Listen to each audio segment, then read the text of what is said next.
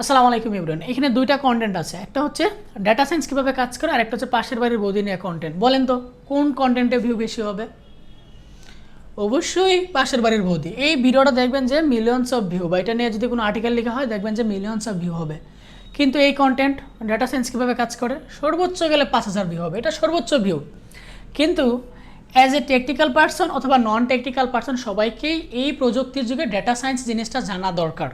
কিন্তু আমরা কয়জনই বা এই ভিডিওতে ক্লিক করব, কয়জনেই এটা সম্পর্কে আমি আর্টিকেল পড়ব? আমরা সোশ্যাল মিডিয়াতে এত পরিমাণ সময় দেই, কোন কাজে সময় দিচ্ছি, কোনটাকে আমরা সাথে রাখতেছি, কোনটাকে ইগনোর করতেছি। অথচ আমাদের ইগনোর করার কথা ছিল ওইটাকে, সাথে রাখার কথা ছিল আমাদের এইটাকে।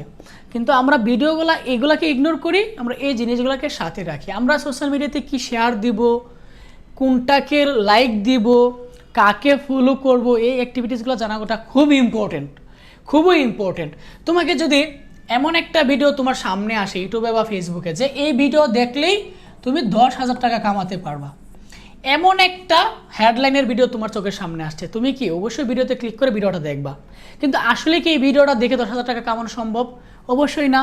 কিন্তু তুমি যদি এই সকল ভিডিও দেখে, নট অনলি ডাটা সায়েন্স কীভাবে কাজ করে, এই টাইপের যত ভিডিও আছে, তুমি যদি এই টাইপের ভিডিও দেখো, তাহলে তুমি শুধু 10,000 না, এর চেয়েও বেশি তুমি টাকাতে কামাতে পারবা। সো সোশ্যাল মিডিয়াকে কীভাবে কাজে লাগানো যায়, কোনটাকে আমি ইগনোর করব, কোনটাকে সাথে রাখবো, কিভাবে চলবো, কাকে ফলো করব, এটা খুব ইম্পর্টেন্ট, খুব ইম্পর্টেন্ট, খুব ইম্পর্টেন্ট। বিশেষ করে তোমার ইউটিউবে এবং ফেসবুকে এই সমস্ত কন্টেন্ট হিউজ আছে, কিন্তু আমরা এগুলোকে দেখি না। এবং মজার ব্যাপার যেটা, এই সমস্ত কন্টেন্ট যারা তৈরি করে তারা তাদের পর্যাপ্ত সাপোর্ট না পেয়ে, ভালোবাসা না পেয়ে একটা সময় তারা এই টাইপের কন্টেন্ট বানানোই বন্ধ করে দেয়, লেখালেখি তারা বন্ধ করে দেয়, কারণ তারা তাদের পর্যাপ্ত সাপোর্ট পাচ্ছে না। ডাটা সায়েন্স কীভাবে কাজ করে, এই আর্টিকেল বা এই কন্টেন্টটা লিখতে গেলে একটা মানুষের যে পরিমাণ সময় দিতে হবে সেই সময়টা পাবে না, কারণ সে যখন দেখবে আমার এই ভিডিওতে বা আমার এই আর্টিকেলে মাত্র 5,000 ভিউ, তাকে কি আমরা প্রাপ্ত সম্মানটুকু দিচ্ছি? প্রাপ্ত সম্মানটুকু না পেয়ে সে লেখালেখিই বন্ধ করে দিচ্ছে, তার ভিডিও বানানোই বন্ধ করে দিচ্ছে।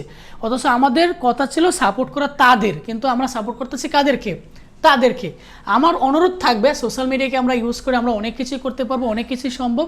আমরা এই সমস্ত ভিডিওগুলোকে আমরা সাপোর্ট করি, আমরা ওদেরকে ফলো করি, ওদের ভিডিওগুলো শেয়ার দিই, তাহলে আমিও জীবনে ভালো কিছু করব, আমারও ফিউচার ব্রাইট হবে, যারা এই কাজগুলো করবে তাদের ফিউচারটাও ব্রাইট হবে। সো